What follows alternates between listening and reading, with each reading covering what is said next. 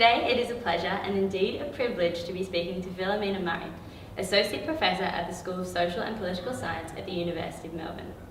Philomena is Australia's only recipient of the Jean Monnet Chair ad personam awarded by the European Union and has published extensively on the topics of EU governance and legitimacy. Good afternoon, Philomena. Good afternoon. First, could you please describe to us the nature of the European Union's legitimacy crisis? Well, it really would take a few years, but why don't I just tell you a couple of the main points? The EU has been going through crisis since its very beginnings. It really has had a crisis, it started out of crisis, and that crisis was the Second World War, and the horrific treatment of people, the abomination of fascism and Nazism, the lack of respect for human rights. So really, in a sense, the EU has always been regarded since then as the solution to many intractable problems.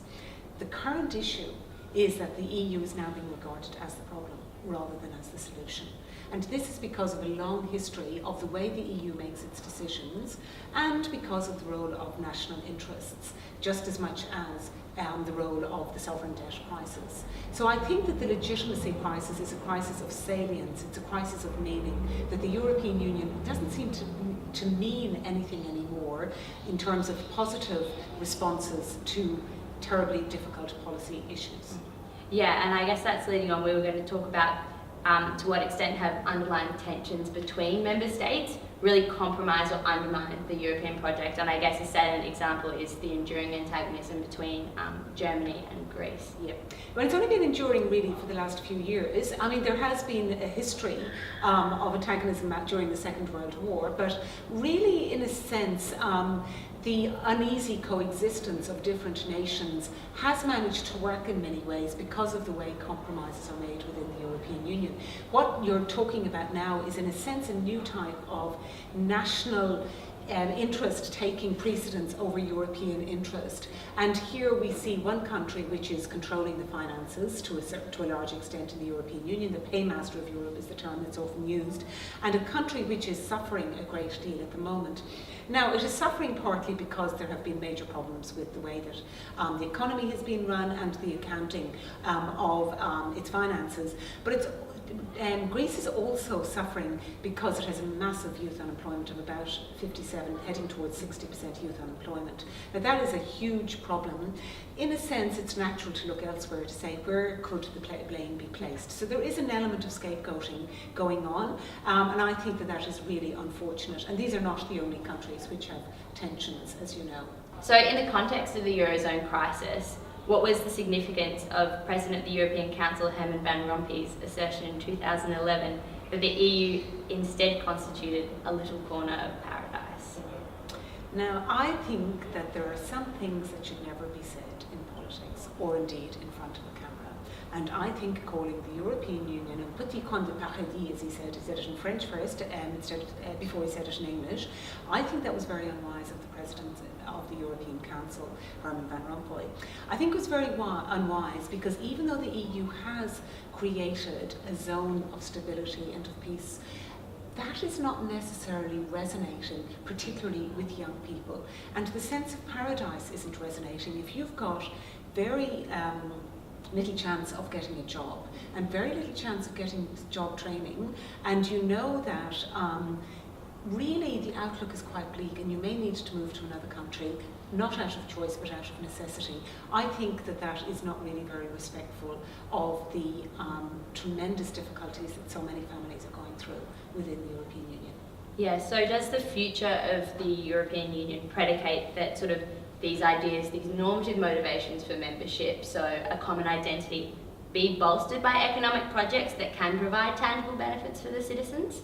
So in terms of, is the ideational qualities of being in the EU enough to promote membership? I think that the European Union doesn't try to actually promote what it calls an identity, but it does promote norms, you're absolutely right. And one of the norms is, of course, respect for democracy.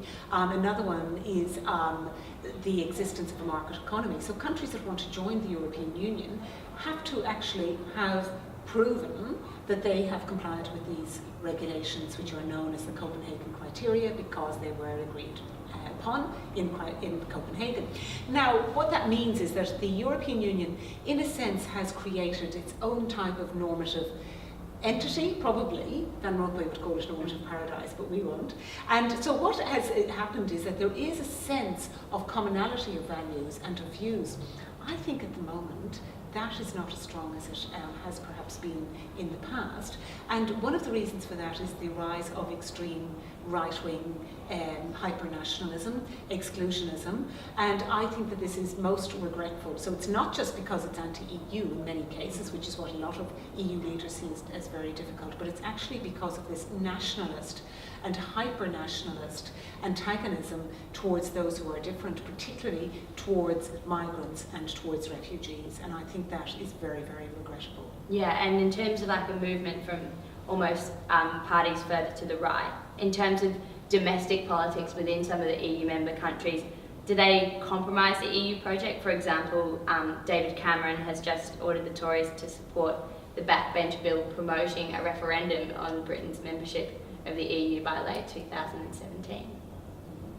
Look, I think that the case of Britain is always a little bit different from the rest of Europe. It's often been called an awkward partner in the European Union, or terms like Britain being out of step with Europe. Those sort of terms have been used really since about the 1970s.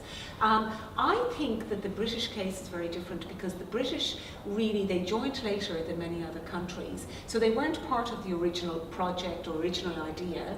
They did want to join in the 1960s, and twice they applied, and twice the French government vetoed them. So you've got a situation where when they did join, they hadn't invented the rules along with the original 6 member states as constituent countries of the European Union are called. So what happened there was that the British had their tradition of empire, they had their tradition of Commonwealth, and they also had the tradition of the transatlantic relationship. In other words, the relationship with the United States, that special relationship as it's often called. Now that special relationship was to continue, but there really was a sense that the British were losing out by not being members of the European Union. But because they joined late in a construct that really was not of their making, there was a sense of uneasiness always. So in fact, a referendum was held in 1975. And it was decided by the British people that they would like to stay in the European Union. Now, or European Community as it was then called, now we've got a similar sort of situation, and to a certain extent David Cameron is actually pandering to those who are Eurosceptics, that is anti the EU, within his own party. And I'm not so sure that this is for the good of the party or indeed for the good of the United Kingdom. If Britain was to leave, well then that means that there's no longer free movement of workers, free movement of students, free movement of research money, free access for British goods into the European Union countries. So you would actually have to deal with quotas, deal with levies, deal with restrictions to access to the European Union market. So I think this, while it's motivated by a certain view of Europe, and a certain view of the UK, which is a very much what some people would even call a Little England view, I think it's not actually going to be good for the UK, and David Cameron may find himself in quite a lot of trouble, if indeed he is still, again, in government in 2017, and if secondly he's ahead of the party. Yeah, so all those sort of benefits that you've listed about being a member of the EU, do you think that they're compelling enough to compel nations who may be dissatisfied domestically to remain in as part of the European project, despite some sort of domestic antagonisms or EU skeptics? I think that's a really good question, and I think that's a question that's been asked quite a bit in the debate in Britain, and I'm glad you brought it up. Look, I think that really the challenge is the perception issue. It doesn't matter how many reports come out of government departments or indeed from British industry saying the European Union is good for Britain. I think the perception is that the European Union is not good for Britain, that it undermines the British pound, it undermines the concept of sovereignty in Britain, which is quite different from other concepts of sovereignty.